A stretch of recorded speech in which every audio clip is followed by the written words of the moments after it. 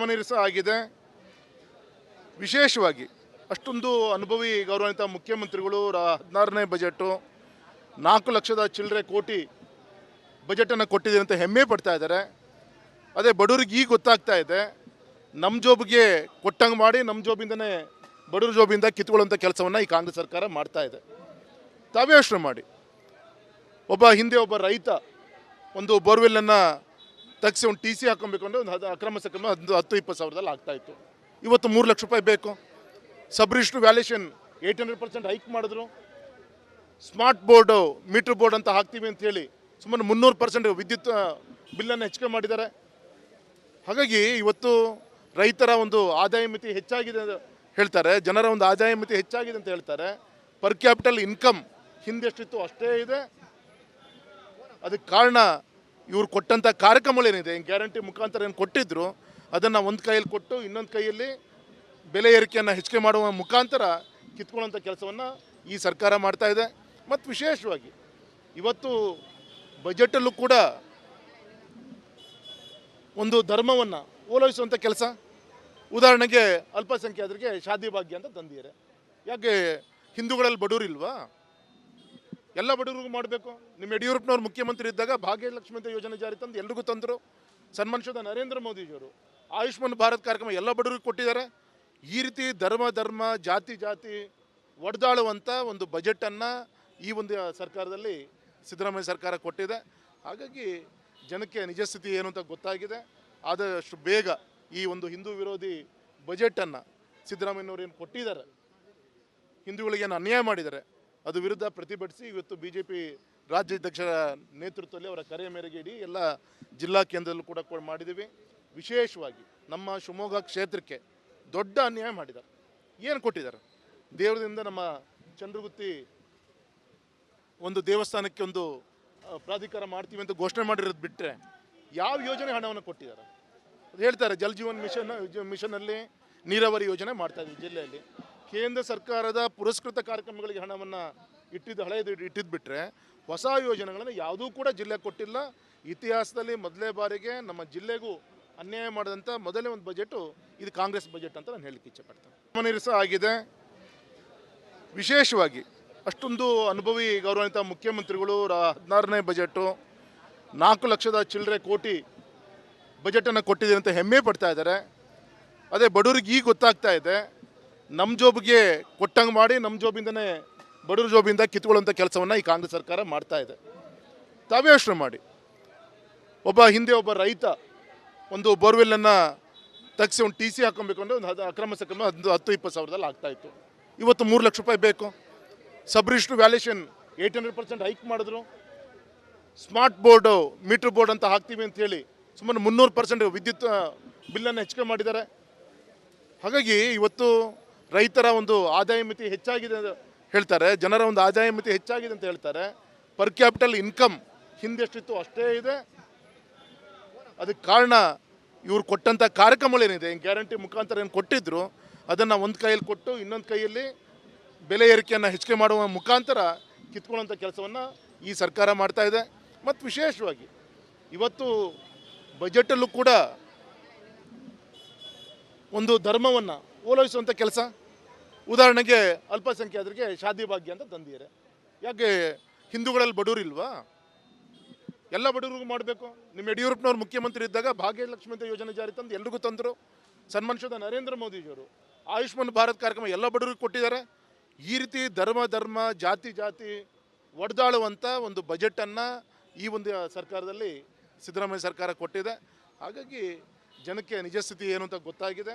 ಆದಷ್ಟು ಬೇಗ ಈ ಒಂದು ಹಿಂದೂ ವಿರೋಧಿ ಬಜೆಟನ್ನು ಸಿದ್ದರಾಮಯ್ಯನವರು ಏನು ಕೊಟ್ಟಿದ್ದಾರೆ, ಹಿಂದೂಗಳಿಗೇನು ಅನ್ಯಾಯ ಮಾಡಿದ್ದಾರೆ, ಅದು ವಿರುದ್ಧ ಪ್ರತಿಭಟಿಸಿ ಇವತ್ತು BJP ರಾಜ್ಯಾಧ್ಯಕ್ಷರ ನೇತೃತ್ವದಲ್ಲಿ ಅವರ ಕರೆಯ ಮೇರೆಗೆ ಇಡೀ ಎಲ್ಲ ಜಿಲ್ಲಾ ಕೇಂದ್ರದಲ್ಲೂ ಕೂಡ ಮಾಡಿದ್ದೀವಿ. ವಿಶೇಷವಾಗಿ ನಮ್ಮ ಶಿವಮೊಗ್ಗ ಕ್ಷೇತ್ರಕ್ಕೆ ದೊಡ್ಡ ಅನ್ಯಾಯ ಮಾಡಿದ್ದಾರೆ. ಏನು ಕೊಟ್ಟಿದ್ದಾರೆ? ದೇವರದಿಂದ ನಮ್ಮ ಚಂದ್ರಗುತ್ತಿ ಒಂದು ದೇವಸ್ಥಾನಕ್ಕೆ ಒಂದು ಪ್ರಾಧಿಕಾರ ಮಾಡ್ತೀವಿ ಅಂತ ಘೋಷಣೆ ಮಾಡಿರೋದು ಬಿಟ್ಟರೆ ಯಾವ ಯೋಜನೆ ಹಣವನ್ನು ಕೊಟ್ಟಿದ್ದಾರೆ? ಅದು ಹೇಳ್ತಾರೆ ಜಲ್ ಜೀವನ್ ಮಿಷನಲ್ಲಿ ನೀರಾವರಿ ಯೋಜನೆ ಮಾಡ್ತಾ ಇದ್ದೀವಿ ಜಿಲ್ಲೆಯಲ್ಲಿ. ಕೇಂದ್ರ ಸರ್ಕಾರದ ಪುರಸ್ಕೃತ ಕಾರ್ಯಕ್ರಮಗಳಿಗೆ ಹಣವನ್ನು ಹಳೆಯದು ಇಟ್ಟಿದ್ದು ಬಿಟ್ಟರೆ ಹೊಸ ಯೋಜನೆಗಳನ್ನು ಯಾವುದೂ ಕೂಡ ಜಿಲ್ಲೆಗೆ ಕೊಟ್ಟಿಲ್ಲ. ಇತಿಹಾಸದಲ್ಲಿ ಮೊದಲೇ ಬಾರಿಗೆ ನಮ್ಮ ಜಿಲ್ಲೆಗೂ ಅನ್ಯಾಯ ಮಾಡಿದಂಥ ಮೊದಲೇ ಒಂದು ಬಜೆಟು ಇದು ಕಾಂಗ್ರೆಸ್ ಬಜೆಟ್ ಅಂತ ನಾನು ಹೇಳಲಿಕ್ಕೆ ಇಚ್ಛೆಪಡ್ತೇನೆ. ಗಮನಿಸ ಆಗಿದೆ.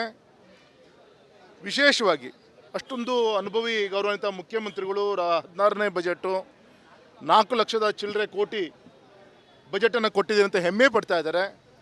ಅದೇ ಬಡವರಿಗೆ ಈಗ ಗೊತ್ತಾಗ್ತಾ ಇದೆ, ನಮ್ಮ ಜೋಬಿಗೆ ಕೊಟ್ಟಂಗೆ ಮಾಡಿ ನಮ್ಮ ಜೋಬಿಂದನೇ ಬಡವ್ರ ಜೋಬಿಂದ ಕಿತ್ಕೊಳ್ಳುವಂಥ ಕೆಲಸವನ್ನು ಈ ಕಾಂಗ್ರೆಸ್ ಸರ್ಕಾರ ಮಾಡ್ತಾ ಇದೆ.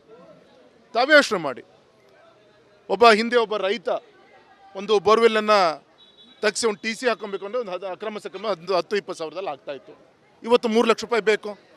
ಸಬ್ ರಿಜಿಸ್ಟ್ರ್ ವ್ಯಾಲ್ಯೂಷನ್ 800% ಹೈಕ್ ಮಾಡಿದ್ರು. ಸ್ಮಾರ್ಟ್ ಬೋರ್ಡು ಮೀಟ್ರ್ ಬೋರ್ಡ್ ಅಂತ ಹಾಕ್ತೀವಿ ಅಂತ ಹೇಳಿ ಸುಮಾರು 300% ವಿದ್ಯುತ್ ಬಿಲ್ಲನ್ನು ಹೆಚ್ಚಿಗೆ ಮಾಡಿದ್ದಾರೆ. ಹಾಗಾಗಿ ಇವತ್ತು ರೈತರ ಒಂದು ಆದಾಯ ಮಿತಿ ಹೆಚ್ಚಾಗಿದೆ ಅಂತ ಹೇಳ್ತಾರೆ, ಜನರ ಒಂದು ಆದಾಯ ಮಿತಿ ಹೆಚ್ಚಾಗಿದೆ ಅಂತ ಹೇಳ್ತಾರೆ. ಪರ್ ಕ್ಯಾಪಿಟಲ್ ಇನ್ಕಮ್ ಹಿಂದೆಷ್ಟಿತ್ತು ಅಷ್ಟೇ ಇದೆ. ಅದಕ್ಕೆ ಕಾರಣ ಇವ್ರು ಕೊಟ್ಟಂಥ ಕಾರ್ಯಕ್ರಮಗಳೇನಿದೆ, ಗ್ಯಾರಂಟಿ ಮುಖಾಂತರ ಏನು ಕೊಟ್ಟಿದ್ರು ಅದನ್ನು ಒಂದು ಕೈಯಲ್ಲಿ ಕೊಟ್ಟು ಇನ್ನೊಂದು ಕೈಯಲ್ಲಿ ಬೆಲೆ ಏರಿಕೆಯನ್ನು ಹೆಚ್ಚಿಗೆ ಮಾಡುವ ಮುಖಾಂತರ ಕಿತ್ಕೊಳ್ಳುವಂಥ ಕೆಲಸವನ್ನು ಈ ಸರ್ಕಾರ ಮಾಡ್ತಾ ಇದೆ. ಮತ್ತು ವಿಶೇಷವಾಗಿ ಇವತ್ತು ಬಜೆಟಲ್ಲೂ ಕೂಡ ಒಂದು ಧರ್ಮವನ್ನು ಓಲೈಸುವಂಥ ಕೆಲಸ, ಉದಾಹರಣೆಗೆ ಅಲ್ಪಸಂಖ್ಯಾತರಿಗೆ ಶಾದಿ ಭಾಗ್ಯ ಅಂತ ತಂದಿದ್ದಾರೆ. ಯಾಕೆ ಹಿಂದೂಗಳಲ್ಲಿ ಬಡವರಿಲ್ವಾ? ಎಲ್ಲ ಬಡವರಿಗೂ ಮಾಡಬೇಕು. ನಿಮ್ಮ ಯಡಿಯೂರಪ್ಪನವ್ರು ಮುಖ್ಯಮಂತ್ರಿ ಇದ್ದಾಗ ಭಾಗ್ಯಲಕ್ಷ್ಮಿ ಅಂತ ಯೋಜನೆ ಜಾರಿ ತಂದು ಎಲ್ರಿಗೂ ತಂದರು. ಸನ್ಮಾನಿಸಿದ ನರೇಂದ್ರ ಮೋದಿಜಿಯವರು ಆಯುಷ್ಮಾನ್ ಭಾರತ್ ಕಾರ್ಯಕ್ರಮ ಎಲ್ಲ ಬಡವರಿಗೂ ಕೊಟ್ಟಿದ್ದಾರೆ. ಈ ರೀತಿ ಧರ್ಮ ಜಾತಿ ಒಡೆದಾಳುವಂಥ ಒಂದು ಬಜೆಟನ್ನು ಈ ಒಂದು ಸರ್ಕಾರದಲ್ಲಿ ಸಿದ್ದರಾಮಯ್ಯ ಸರ್ಕಾರ ಕೊಟ್ಟಿದೆ. ಹಾಗಾಗಿ ಜನಕ್ಕೆ ನಿಜ ಸ್ಥಿತಿ ಏನು ಅಂತ ಗೊತ್ತಾಗಿದೆ. ಆದಷ್ಟು ಬೇಗ ಈ ಒಂದು ಹಿಂದೂ ವಿರೋಧಿ ಬಜೆಟನ್ನು ಸಿದ್ದರಾಮಯ್ಯನವರು ಏನು ಕೊಟ್ಟಿದ್ದಾರೆ, ಹಿಂದೂಗಳಿಗೇನು ಅನ್ಯಾಯ ಮಾಡಿದ್ದಾರೆ, ಅದು ವಿರುದ್ಧ ಪ್ರತಿಭಟಿಸಿ ಇವತ್ತು BJP ರಾಜ್ಯಾಧ್ಯಕ್ಷರ ನೇತೃತ್ವದಲ್ಲಿ ಅವರ ಕರೆಯ ಮೇರೆಗೆ ಇಡೀ ಎಲ್ಲ ಜಿಲ್ಲಾ ಕೇಂದ್ರದಲ್ಲೂ ಕೂಡ ಮಾಡಿದ್ದೀವಿ. ವಿಶೇಷವಾಗಿ ನಮ್ಮ ಶಿವಮೊಗ್ಗ ಕ್ಷೇತ್ರಕ್ಕೆ ದೊಡ್ಡ ಅನ್ಯಾಯ ಮಾಡಿದ್ದಾರೆ. ಏನು ಕೊಟ್ಟಿದ್ದಾರೆ? ದೇವರದಿಂದ ನಮ್ಮ ಚಂದ್ರಗುತ್ತಿ ಒಂದು ದೇವಸ್ಥಾನಕ್ಕೆ ಒಂದು ಪ್ರಾಧಿಕಾರ ಮಾಡ್ತೀವಿ ಅಂತ ಘೋಷಣೆ ಮಾಡಿರೋದು ಬಿಟ್ಟರೆ ಯಾವ ಯೋಜನೆ ಹಣವನ್ನು ಕೊಟ್ಟಿದ್ದಾರೆ? ಅದು ಹೇಳ್ತಾರೆ ಜಲ್ ಜೀವನ್ ಮಿಷನಲ್ಲಿ ನೀರಾವರಿ ಯೋಜನೆ ಮಾಡ್ತಾ ಇದ್ದೀವಿ ಜಿಲ್ಲೆಯಲ್ಲಿ.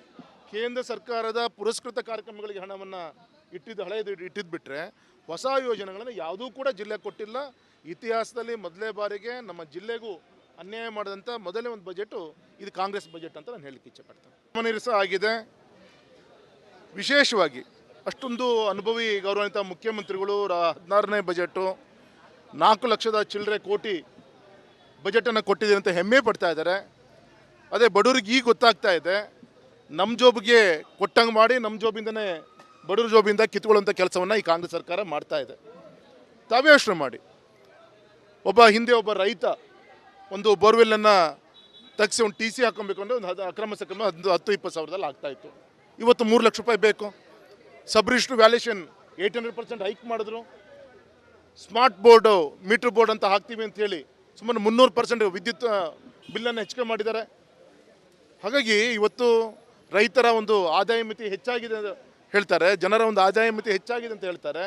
ಪರ್ ಕ್ಯಾಪಿಟಲ್ ಇನ್ಕಮ್ ಹಿಂದೆಷ್ಟಿತ್ತು ಅಷ್ಟೇ ಇದೆ.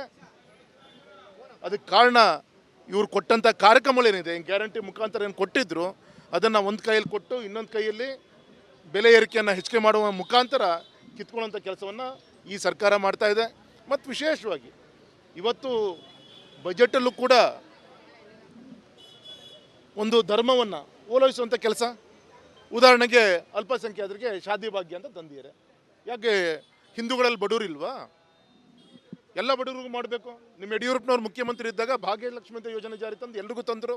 ಸನ್ಮಾನಿಸಿದ ನರೇಂದ್ರ ಮೋದಿಜಿಯವರು ಆಯುಷ್ಮಾನ್ ಭಾರತ್ ಕಾರ್ಯಕ್ರಮ ಎಲ್ಲ ಬಡವರಿಗೂ ಕೊಟ್ಟಿದ್ದಾರೆ. ಈ ರೀತಿ ಧರ್ಮ ಜಾತಿ ಒಡೆದಾಳುವಂಥ ಒಂದು ಬಜೆಟನ್ನು ಈ ಒಂದು ಸರ್ಕಾರದಲ್ಲಿ ಸಿದ್ದರಾಮಯ್ಯ ಸರ್ಕಾರ ಕೊಟ್ಟಿದೆ. ಹಾಗಾಗಿ ಜನಕ್ಕೆ ನಿಜ ಸ್ಥಿತಿ ಏನು ಅಂತ ಗೊತ್ತಾಗಿದೆ. ಆದಷ್ಟು ಬೇಗ ಈ ಒಂದು ಹಿಂದೂ ವಿರೋಧಿ ಬಜೆಟನ್ನು ಸಿದ್ದರಾಮಯ್ಯನವರು ಏನು ಕೊಟ್ಟಿದ್ದಾರೆ, ಹಿಂದೂಗಳಿಗೇನು ಅನ್ಯಾಯ ಮಾಡಿದ್ದಾರೆ, ಅದು ವಿರುದ್ಧ ಪ್ರತಿಭಟಿಸಿ ಇವತ್ತು BJP ರಾಜ್ಯಾಧ್ಯಕ್ಷರ ನೇತೃತ್ವದಲ್ಲಿ ಅವರ ಕರೆಯ ಮೇರೆಗೆ ಇಡೀ ಎಲ್ಲ ಜಿಲ್ಲಾ ಕೇಂದ್ರದಲ್ಲೂ ಕೂಡ ಮಾಡಿದ್ದೀವಿ. ವಿಶೇಷವಾಗಿ ನಮ್ಮ ಶಿವಮೊಗ್ಗ ಕ್ಷೇತ್ರಕ್ಕೆ ದೊಡ್ಡ ಅನ್ಯಾಯ ಮಾಡಿದ್ದಾರೆ. ಏನು ಕೊಟ್ಟಿದ್ದಾರೆ? ದೇವರದಿಂದ ನಮ್ಮ ಚಂದ್ರಗುತ್ತಿ ಒಂದು ದೇವಸ್ಥಾನಕ್ಕೆ ಒಂದು ಪ್ರಾಧಿಕಾರ ಮಾಡ್ತೀವಿ ಅಂತ ಘೋಷಣೆ ಮಾಡಿರೋದು ಬಿಟ್ಟರೆ ಯಾವ ಯೋಜನೆ ಹಣವನ್ನು ಕೊಟ್ಟಿದ್ದಾರೆ? ಅದು ಹೇಳ್ತಾರೆ ಜಲ್ ಜೀವನ್ ಮಿಷನಲ್ಲಿ ನೀರಾವರಿ ಯೋಜನೆ ಮಾಡ್ತಾ ಇದ್ದೀವಿ ಜಿಲ್ಲೆಯಲ್ಲಿ. ಕೇಂದ್ರ ಸರ್ಕಾರದ ಪುರಸ್ಕೃತ ಕಾರ್ಯಕ್ರಮಗಳಿಗೆ ಹಣವನ್ನು ಹಳೆಯದು ಇಟ್ಟಿದ್ದು ಬಿಟ್ಟರೆ ಹೊಸ ಯೋಜನೆಗಳನ್ನು ಯಾವುದೂ ಕೂಡ ಜಿಲ್ಲೆ ಕೊಟ್ಟಿಲ್ಲ. ಇತಿಹಾಸದಲ್ಲಿ ಮೊದಲೇ ಬಾರಿಗೆ ನಮ್ಮ ಜಿಲ್ಲೆಗೂ ಅನ್ಯಾಯ ಮಾಡಿದಂಥ ಮೊದಲನೇ ಒಂದು ಬಜೆಟು ಇದು ಕಾಂಗ್ರೆಸ್ ಬಜೆಟ್ ಅಂತ ನಾನು ಹೇಳಲಿಕ್ಕೆ ಇಚ್ಛೆಪಡ್ತೇನೆ.